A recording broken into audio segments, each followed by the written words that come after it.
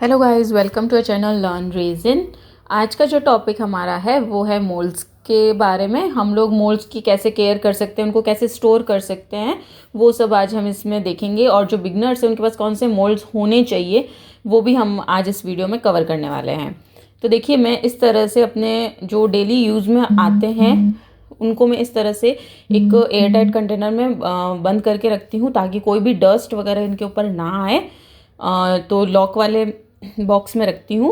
ये daily use वाले हैं। और जो डेली यूज़ में नहीं आते, जो फ्रिक्वेंटली कभी से कोई ऑर्डर पे के ऊपर आते हैं, उनको मैं अलग से पॉलीथीन में स्टोर करके बॉक्स में डाल देती हूँ। और जो बिगनर्स हैं उनके पास कौन से मोल्ड्स होने चाहिए, सबसे पहले हम उसके बारे में बात करते हैं। देखिए, अगर आप बिगनर हैं तो आपके पास एक ये राउंड शेप का सारा सेट होना चाहिए जिसमें 2 इंच, 3 इंच, 4 इंच, 5, 6, 8 और 10 इंच के हैं। इससे ऊपर भी आप ले सकते हो। 12 इंच जितना आपको मैक्सिमम करना है कवर के, मैं इतने मैक्सिमम तक बनाऊंगी। जैसे ये 12 इंच का है, 14 इंच का भी है। तो आपको जितना लिमिटेशन रखना है अपना, आप वहाँ तक के ले सकते हो। इसी तरह से अगेट्स में भी आते हैं। अगेट्स का भी आप एक सेट अपने पास रख सकते हो स्टार्टिंग में, जिसमें भी 2 इंच, 3 इंच, 4, 5, 6, 8, 10, 12 एंड 14 तक आप लोग जितना भी आपको लिमिटेशन डालना है आप वहाँ तक के रख सकते हो। लेकिन आपके पास सेट होना ज़रूरी है। क्या कभी भी कोई भी फ़ोटो फ्रेम वगैरह भी आता है तो एटलीस्ट आपके पास ये एक ऑप्शन रहता है कि आप इसमें या तो सर्कल में बना सकते हो या अगेट में बना सकते हो। और ये अगेट मोल्ड जो है काफ़ी चीज़ों में यूज़ आता है। आप कोस्टर्स भी बना सकते हो और भी काफ़ी चीज़ें से हम लोग 3D फ्लावर्स भी इनसे बनाते हैं, तो काफ़ी में यूज़ आता है। तो चलिए अब मैं बात आपको बताती हूँ कि आप इनको क्लीन कैसे कर सकते हैं मोल्ड्स को। आप जब भी इसको यूज़ करते हो तो यूज़ करने के बाद में आपको इसको क्लीन करके स्टोर करना है। क्लीन करने के लिए हम लोग ये बबल बस्टर जो होता है वो लेंगे और एक कॉटन क्लॉथ लेंगे। हमें क्या करना है, इसको स्प्रे करना है एंड देन कॉटन क्लॉथ से इसको वाइप कर देना है। ये होता है कि जब भी आप इसको यूज़ करते हो उसके बाद का प्रोसेस। अगर आपको लग रहा है कि 2-3 यूजेस के बाद में ये ज़्यादा गंदा हो गया है या इस पर रेजिन के ड्रॉप्स लगे हुए हैं, तो आप क्या कर सकते हो, इसको गुनगुने पानी में, ज़्यादा हॉट वाटर नहीं लेना है, गुनगुने पानी में लेकर मोल्ड को डालना है और माइल्ड सा शैम्पू डालना है। हार्ड डिटर्जेंट यूज़ नहीं करना है, माइल्ड शैम्पू डालना है और उसको हाथों से ही रब करके अच्छे से क्लीन कर लेना है एंड देन वापस से गुनगुने पानी से साफ़ करके और उसको अच्छे से वाइप कर लेना है कॉटन क्लॉथ से। तो ये होती है आपकी आफ्टर 2-3 यूज़ के बाद की केयर। और डेली जो फर्स्ट यूज़ के बाद की केयर ये होती है कि आपको स्प्रे करके क्लीन क्लॉथ से वाइप कर दीजिए। कंटेनर में स्टोर करने का मैंने आपको बता दिया कि आप जो फ्रिक्वेंटली यूज़ करते हैं उनको इस तरह से रखिए। और जो मेरे रेयरली यूज़ आते हैं, मतलब जो ऑर्डर्स पे ही आते हैं, उनको मैं इस तरीके के जिपलॉक बैग में स्टोर करके रख देती हूँ ताकि उनके ऊपर डस्ट ना आ जाए। और इनको सेपरेटली रखती हूँ ताकि मुझे ध्यान रहे कि ये मेरे डेली यूज़ के हैं और ये ओकेजनली है। एक फेस्टिव का मैंने अलग बॉक्स बनाया हुआ है।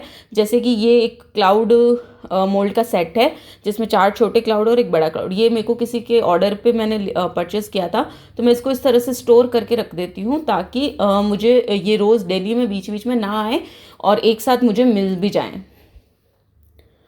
तो इस तरह से मैं आपको बताती हूँ कि आपको मोल्ड कैसे परचेस करने चाहिए। जैसे कि ये फ़ोटो फ्रेम का मोल्ड है, इसके अंदर स्टैंड और फ्रेम दोनों साथ में आ जाते हैं, ठीक है। और अब देखिए, अब मैं आपको बताती हूँ कि मोल्ड्स कैसे ख़राब पता चलेगा आपको ख़राब हो गए हैं, अब इन्हें फेंक देना चाहिए। तो जैसे कि ये मोल्ड है, ये मोल्ड आप देखेंगे इन दोनों ने ही मोल्ड ने अपना सरफेस छोड़ दिया है और जो इनका आपको बेस दिख रहा होगा ना, वो बिल्कुल मैट फिनिश हो गया है, मतलब उसमें कोई भी शाइन नहीं है। देखिए, ये यहाँ से डिप हो गया है और आगे की तरफ से ये थोड़ा सा ऊपर हो गया है, मतलब इसने अपना सरफेस छोड़ दिया है। इसका मतलब अब ये मोल्ड किसी भी यूज़ का नहीं है। मैं ये मोल्ड्स को फेंक देती हूँ, कोई काम नहीं आएंगे ये वाले मोल्ड्स। तो इस तरह के जो हो जाते हैं मोल्ड्स, तो ये आफ्टर 5-6 यूज़ के बाद में इनका ये हालत है। एक मैं आपको मोल्ड और दिखाती हूँ, ये वाला।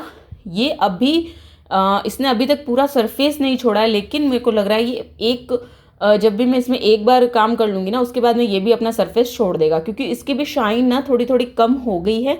साइड्स जो है ना वो थोड़ी वाइट वाइट होने लग गई है और थोड़ा थोड़ा सा इसने भी अपना सरफेस छोड़ना शुरू कर दिया, लेकिन ये एक बार और यूज़ हो जाएगा। ये देखिए, ये है बिल्कुल नया मोल्ड, ये बिल्कुल फ्लैट होगा और इसका बिल्कुल सरफेस एकदम स्ट्रेट रहेगा। तो दैट मीन्स कि अभी मोल्ड बिल्कुल ठीक है। तो इस तरह से आप पहचान सकते हो कि आपका मोल्ड कब ख़राब हो रहा है।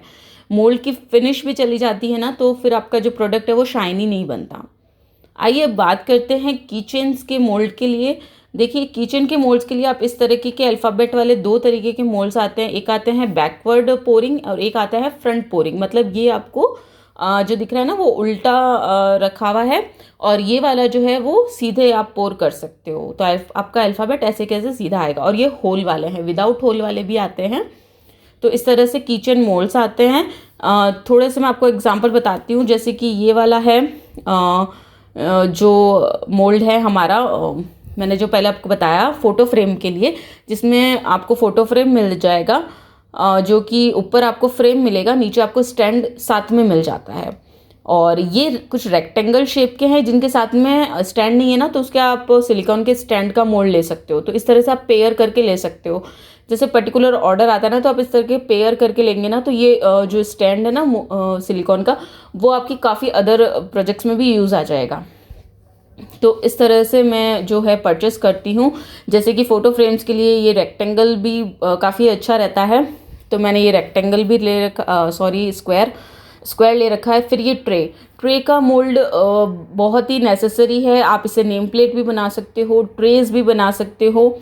तो इस तरह से ये यूज़ आ जाता है। इसके साथ में हम लोग जब कोस्टर्स का सेट देते हैं ना, तो उसका कोस्टर्स का स्टैंड बनाने के लिए भी एक मोल्ड आता है। तो मैंने इस तरह से पेयर में लिया था, ताकि मैं कोस्टर्स को, 4 कोस्टर्स को इसके साथ में पेयर करके एक पूरा सेट बना सकूँ। आगे आने वाले वीडियोज़ में आप देखेंगे हम लोग बनाने वाले हैं। और ये देखिए, ये जो है कुछ इस तरीके का बुकमार्क का सेट है, जो कि आप बुकमार्क बनाने के लिए यूज़ कर सकते हो।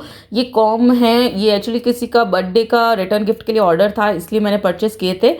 तो पर्टिकुलर कुछ चीज़ें ऐसी होती है जो आपको ऑर्डर पे परचेस करनी होती है। अब मैं आपको वैलेंटाइन के लिए दिखाती हूँ कि आप क्या क्या ले सकते हो।